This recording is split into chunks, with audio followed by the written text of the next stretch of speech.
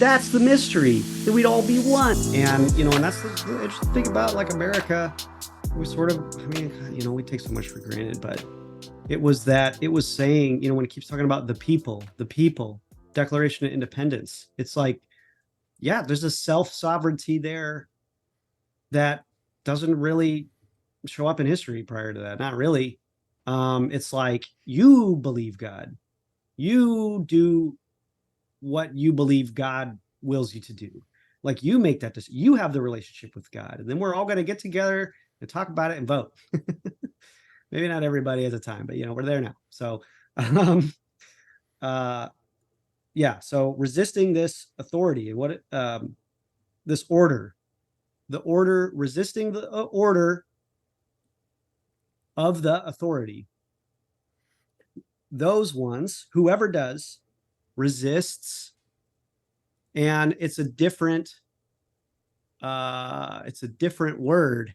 It's not antitasso mahi, it's anti-histemi. Histemi means to stand. So stand against. So whoever is against this order of the authority, the one of the God, is standing against the mandate of God. It's, I think, what it says, ordinance here in mine. What does it say in yours? Is this the ordinance? Diatage. There's different words for ordination, but we're not going to dig into that part. The tasso word and the histemi word are the ones that we really got to keep in mind. So they're standing against God's mandate, what he said. He said, like this, we're going to do it like this. This is how I got it set up. So they're standing against that. And they that resist, again, anti-histemi, the ones standing against, and they that are standing against shall receive to themselves judgment. Krima. So if there is people, governments, kingdoms, whatever, police departments that are harming God's peaceful, loving, valuable, productive children to the point where they are seeking to find in themselves the ability to remain at peace, they are absolutely resisting. They are staying against God's ordinances. They are not. I don't care. I don't need to hear anything else. Those are God's beautiful children. What do you think God thinks about it? They're doing that. And that's what it says, is they're going to receive to themselves judgment. And yes, there is the judgment to come, the one we're looking forward to, part of our hope and everything. But again, like, this is talking about here. This is talking about now. This is in direct relation to us. Vengeance is mine, I will repay, saith the Lord. Okay, well, he's telling us what that is right here. So they're going to receive judgment. And what do you think that judgment's going to be for standing against God? It's bad. It's in the King James, it says damnation. Well, it's good in the sense that God's righteous in his judgment, but it's bad for those people who are standing up against God's power. Right. They're going to get a determination made against them that they're wrong. And then we're going to see, okay, verse 3, 4, here we go. Rulers. Now that word is archon. Archon is the topmost.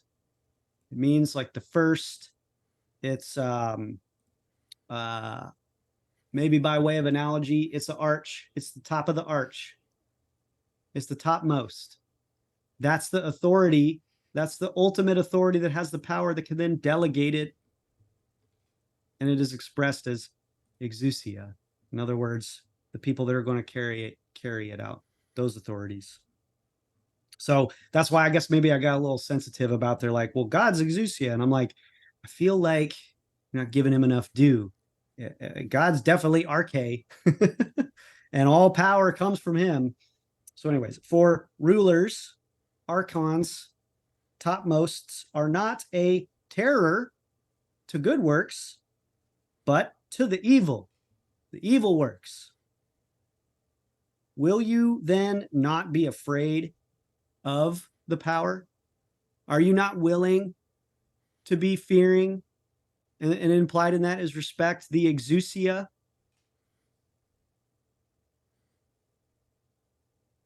Do that which is good, and you shall have praise of the same.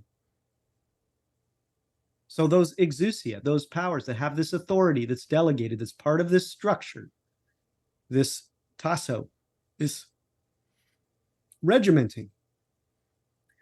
Do good and you shall have praise of them. Great. Don't do bad stuff, and they'll praise you. Now it's going to talk about this exousia. Who is this exousia? For he. Now all of a sudden we're going to get down to a singular. We're going to get to a specific example. For he is a, it says the, but for he is a minister.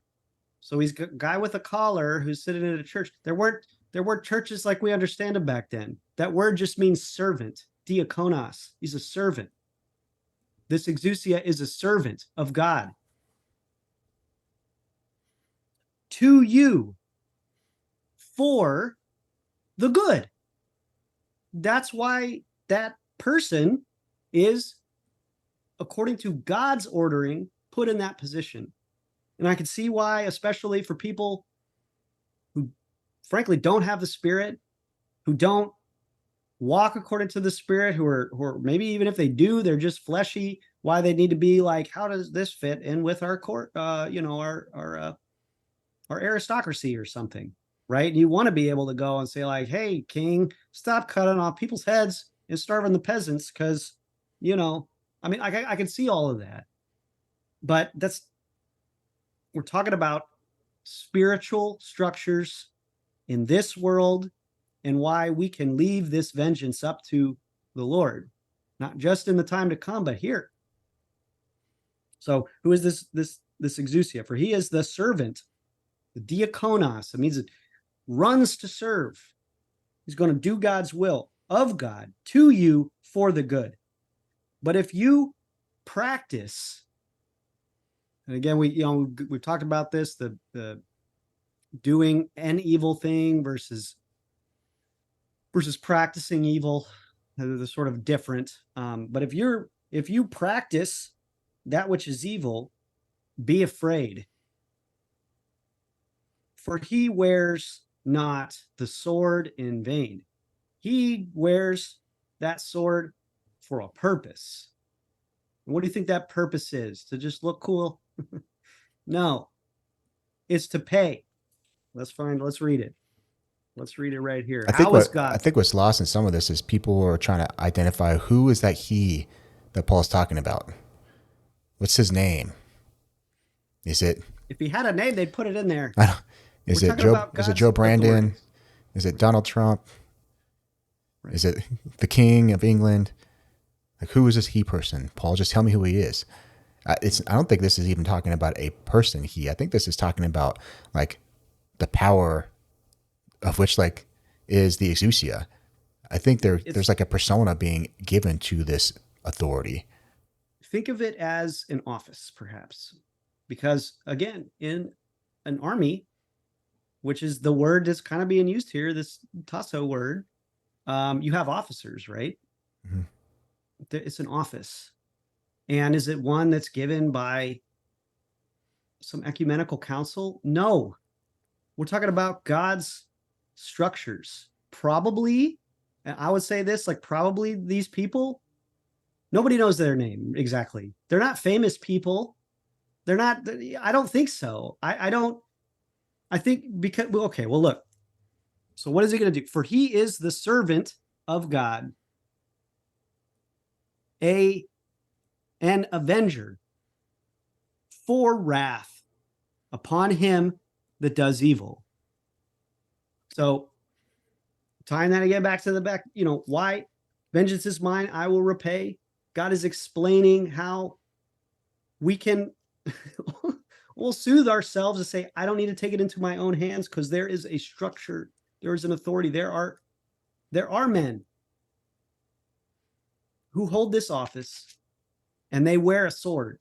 Now, what sword do you think? It's an actual sword? Is it a Colt 45? Like, that would be cool, but it's probably the sword from Ephesians, the sword of the Spirit. Don't you think? Makes sense to me. So he's wearing that sword. Why? He's a servant of God, an avenger for wrath. That's the purpose. For wrath, to pay that wrath back upon him that practices evil. So, and you want to know who it is, we'll get into a little bit of that. But I think that when we talk about the authorities of the age, the one we're not supposed to be conformed to, but instead be transformed into something else, we're talking about God's structures. It's like they exist, they're here, but you're not going to read about them in the New York Times. Dang it. Come on. It's like you need to believe it. And we're going to see a little stuff of this. So verse 5, wherefore you must needs be subject, not only for wrath, but for conscience sake. Look, if it's someone that God has set to wear this sword, to give praise to those who do good, and to give the dang sword to those who practice that evil, then that means that it is that the things God wants, the good and the thing, what he's calling good and bad, what he's calling evil, it's like, that's the right thing. You're going to get, these people are put in these positions so that we can know what's right and wrong in this practical sense. And if one of these, that you, individual person, look for them, you can find them. They're in your life. They're never far.